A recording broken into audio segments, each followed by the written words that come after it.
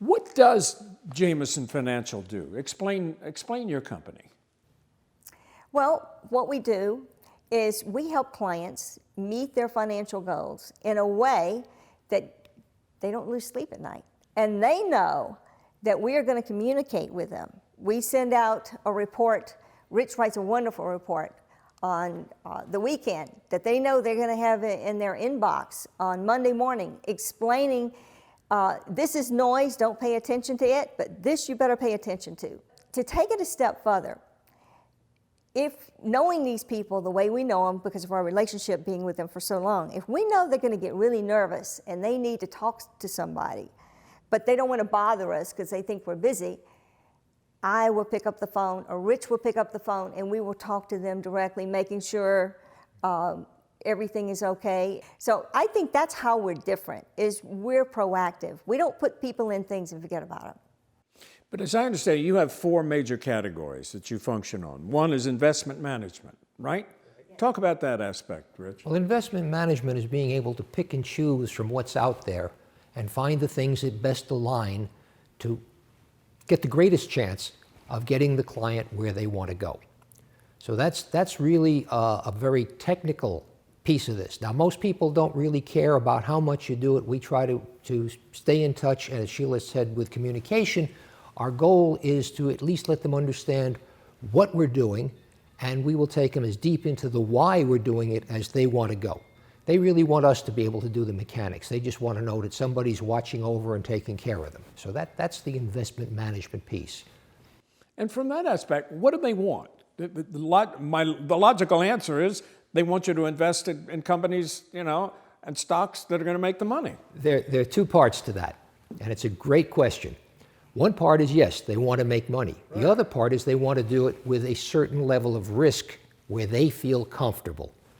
So there's a balancing between, as Sheila said, what is it that will let you sleep at night and still get you the most that we can do for you within that level of that risk tolerance is what they call it, which most people aren't even sure of what their risk tolerance is. It's different on a good day and a bad day.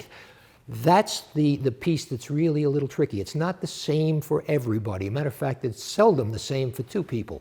So your goal is then, obviously, is to help keep them confident that their money is safe and they have the potential to make more. As safe as, there is no such animal as safe, yeah, but within relative safety. Reasonable risk. Reasonable risk, yes.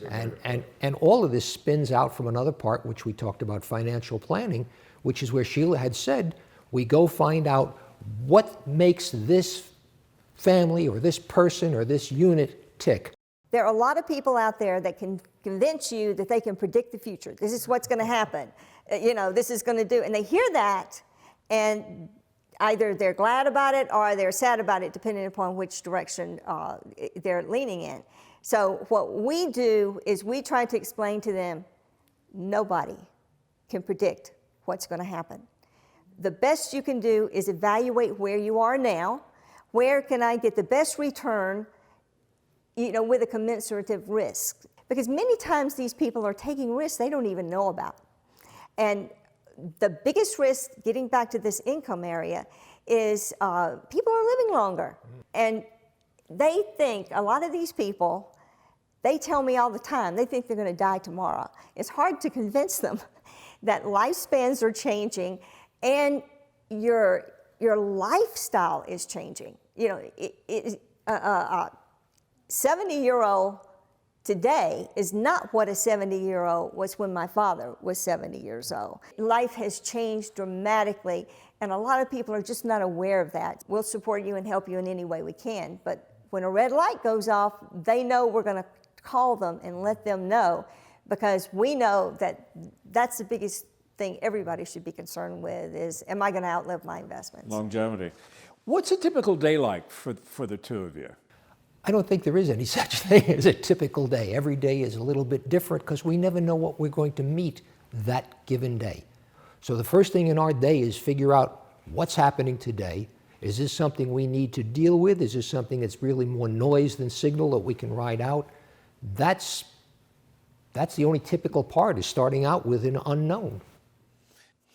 Do you think what you do today here is any different from what you were doing when you had full-time, you were located in New York in your office in Rockefeller Center?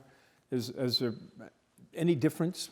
When Sheila started in this business, there was no general information available to the public. People would call because they needed information. Today, there's such a wealth of I don't want to call it information, of data coming at people, that it's like trying to take a drink out of a fire hose. And our job is to help filter that down to something that's useful. So our job has changed across time as technology changed, as the amount of information and misinformation has changed. That part's different. The concept is still the same. What's going to be the best for this particular client? What's going to help them the most? That piece has not changed. What is your platinum rule? We want to treat people the way they want to be treated. It's just a different concept. Now, to do that, when we get a new client, we'll probably have 2 or 3 appointments before we actually get down and do business with someone that we accept, because we got to know that we can give them what they want. And there you are, the amazing story of Rich and Sheila Jamison, their firm, the Jamison Financial Group, and their remarkably stress-free lifestyle here in the Blue Ridge Mountains. I'm Doug Llewellyn reporting for CUTV News from Asheville, North Carolina.